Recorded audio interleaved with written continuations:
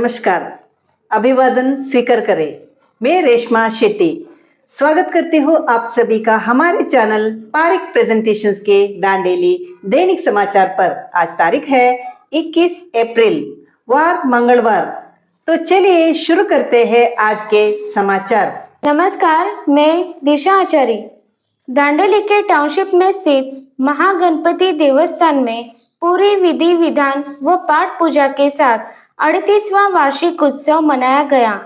आए हुए भक्तों के लिए महाप्रसाद का आयोजन किया गया।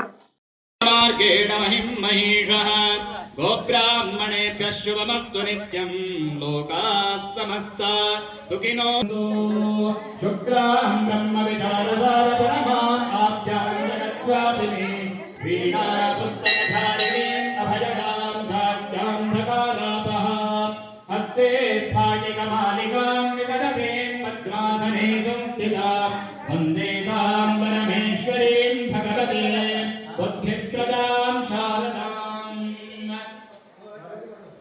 सरस्वती नमः।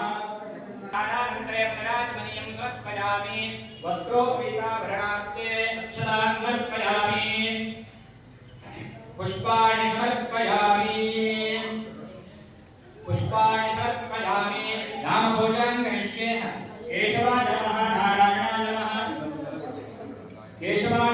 नारायणाय नमः माधवाय नमः गोविन्दाय नमः विष्णवे नमः मधुसूदनाय नमः त्रिविक्रमाय नमः श्रीधराय नमः विशेषाय नमः पद्मनाभाय नमः दामोदराय नमः। नामपूजां समर्पयामि। नमोऽस्त्वनन्ताय सहस्रमूर्तये।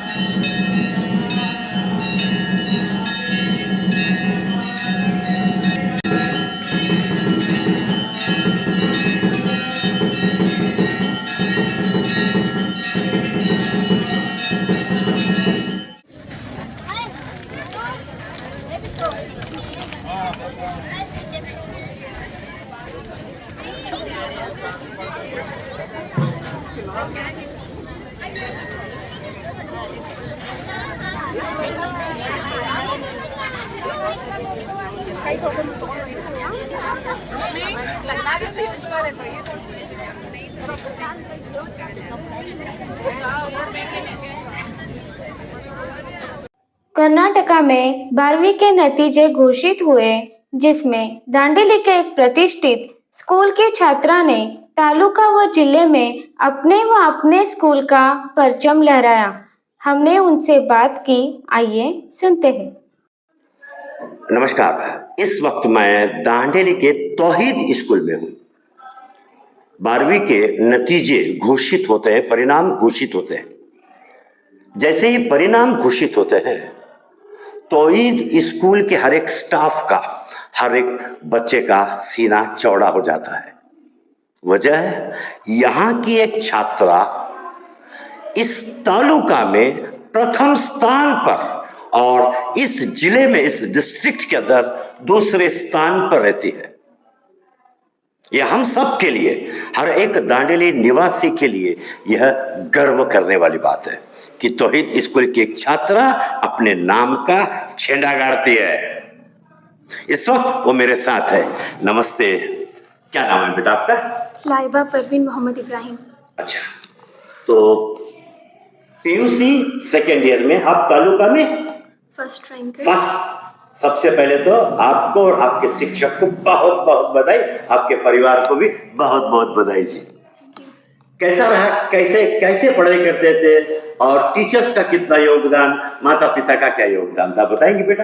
वेल, स्टडी के मामले में बोला जाए तो सभी का बहुत सपोर्ट था। लेक्चरर्स के जो नोट्स देने का अंदाज़ था, उनका जो एक्सप्लेन करने का तरीका था, each and everything was completely fine और बहुत अच्छा था।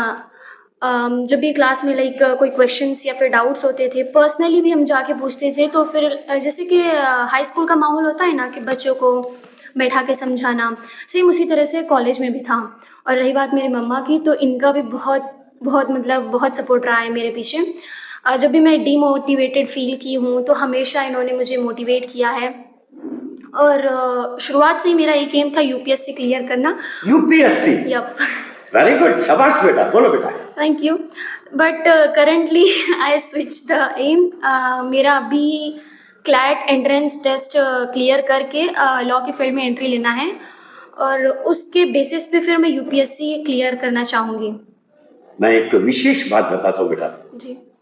जहाँ तक मेरा नॉलेज है, अब तक दांडेली से दो या तीन लोगों ने यूपीएससी क्लियर किया है, उसमें एक भी महिला या गर्ल नहीं है। अगर आप क्लियर करोगे ना तो सच कहता हूं बेटा, आप इतनी मेहनत करो कि दांडेली का, आपके परिवार का, स्कूल का, हर एक का नाम रोशन होगा बेटा, इंशाल्लाह। तो और एक विशेष बात पूछना चाहता हूँ, क्या दिन भर पढ़ना चाहिए या एक समय निर्धारित करना चाहिए? नहीं, ऐसा कोई चीज़ नहीं है कि आपको कंटिन्यूअसली पढ़ना है, दिन भर ही पढ़ना है। एक शेड्यूल होता है, एक टाइम टेबल होता है और एक कंसिस्टेंसी होती है, एकाग्रता। हाँ। और हमें अगर आज हम पढ़े, 2 दिन छोड़ के उसके बाद में पढ़ेंगे तो नहीं, ये हमारा जो कंसिस्टेंसी लेवल है ये चुक जाता है। इसलिए हर एक दिन तो एक 20 मिनट्स ही पढ़ना चाहिए, बट पढ़ना चाहिए। और फिर लास्ट में जो वीकेंड आती है उसमें रिवाइज करनी चाहिए। मोस्टली मेरी पढ़ाई जो हुई है वो प्रीवियस ईयर के क्वेश्चन पेपर्स, फिर ज़्यादातर मैं इंटरनल जाकर पढ़ी हूँ। रीडर्स को काफ़ी डीप जाकर स्टडी करी हूँ। एक्सटर्नल क्वेश्चंस और इंटरनल क्वेश्चन दोनों मैं खुद निकालती थी, खुद एनालाइज करती थी। उसके बाद मैं टीचर्स से भी पूछती थी कि ये जो मैं करी हूँ वो करेक्ट है या नहीं। तो इस तरह से मैं करी थी। एक बहुत अच्छी बात आपने बताई कि एनालिसिस करते हैं। क्या होता है, पढ़ना अलग चीज है और समझना अलग चीज है। जब हम समझते हैं तो हमें गहराई में, बताया ना, हम डीपली एनालिसिस, ये शब्द है ना, ये शब्द बताते हैं कि आप 7% आगे उन्नति करोगे बेटा।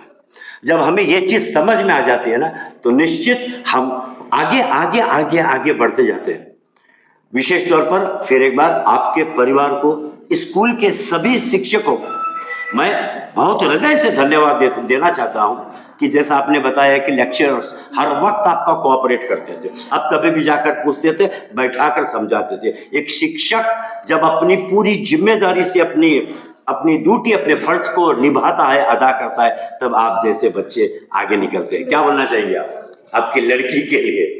हम अपने बेटे के लिए बहुत खुश हो और हम चाहते हैं कि ऐसे हमारे बच्ची के लिए सारे देश की बच्चियां अच्छे कौम पे आए, अच्छा मुकाम हासिल करें। हमें बहुत खुशी है कि हमारी बेटी आज सबके निगाह में गर्व फख्र महसूस करती है।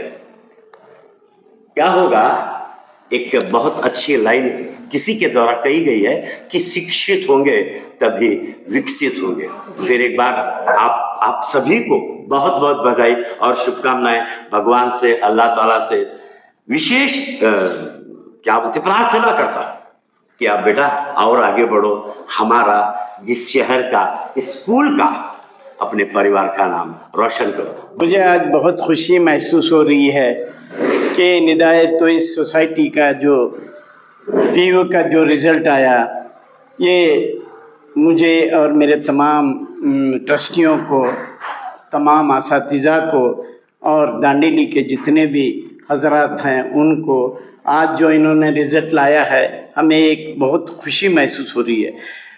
आज वो ज़माना न रहा कि लोग हमें ताना देते थे, अब्दुल पंचर वाला और पंचर वाला ही रहेगा। वो दिन चले गए, वो दिन चले गए। आज हमारे जितने भी लड़कियां हैं टॉप से टॉप रिजल्ट करके अपना नाम रोशन कर रहे हैं। मैं समझता हूँ ये जो आने वाली जो जनरेशन है, एक शिक्षित जनरेशन उभर कर आएगी, क्योंकि आपने हमें एक ताना दिया है कि अब्दुल पंचर वाला है और ये पंचर वाला ही रहेगा।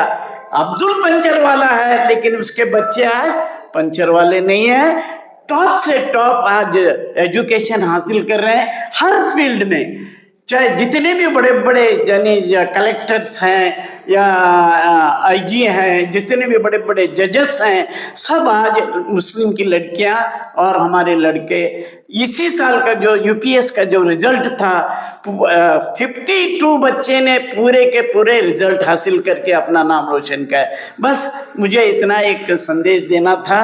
और हमारी कम्युनिटी जो माइनॉरिटी कम्युनिटी है, इसको भी मैं नसीहत करूँगा कि अपने बच्चों को भले आप एक वक्त का खाना कम खाएं, लेकिन अपने बच्चों को शिक्षित करें। आने वाले साल के अंदर एक पूरा मुस्लिम परिवार जो शिक्षित होकर बाहर आएगा इंशाल्लाह। बस मुझे इतना कहना। बहुत बहुत धन्यवाद। सही कहा इन्होंने। जब हम एपीजे अब्दुल कलाम को अपना रोल मॉडल बनाएंगे, हम 100% शिक्षित होंगे। ये हमारे ऊपर निर्भर करता है कि हम किसको फॉलो करते हैं। जी, शिक्षित बनिए, देश के विकास में अपना सहयोग दीजिए, क्योंकि ये देश तभी विकसित होगा जब हम हर एक कम्युनिटी का, हर एक देश का छात्र नागरिक शिक्षित होगा। आपको भी बहुत बहुत बहुत बहुत ढेर सारी शुभकामनाएं आपकी स्कूल से, और ऐसे ही छात्र निकले, भगवान से यही प्रार्थना करता हूं। बेशक सर, बेशक। पिछले वीडियो में हमने आपसे जो सवाल पूछा था उसका सही जवाब है भारत। कमेंट्स में जवाब देने वाले हैं शैला सुतार, साजिया कित्तूर, बशीर दुंसी कुंदापुर, महावीर व्यास, योगेश कदम, गायत्री नीलेश पाटिल, चंदक्का, शंकर पाटिल, असलम नवाब, बसवराज कटगेरी और विजय कुमार शर्मा चंडीगढ़ पंजाब से।